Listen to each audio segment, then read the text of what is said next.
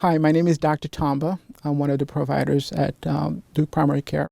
The passing of my mother from diabetes in a developing country was one of the motivating factors for me to get into medicine. And obviously, there's not a lot of resources in developing countries.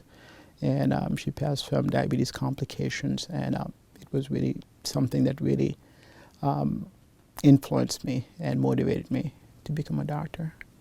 I like to care for both the babies and to the parents and the grandparents as well. And I think it's very rewarding to be able to care for the whole family. Actually have whole families being being a provider for the whole family here. We actually live in Wake Forest. We live in the community. We live about 5 miles away from the practice.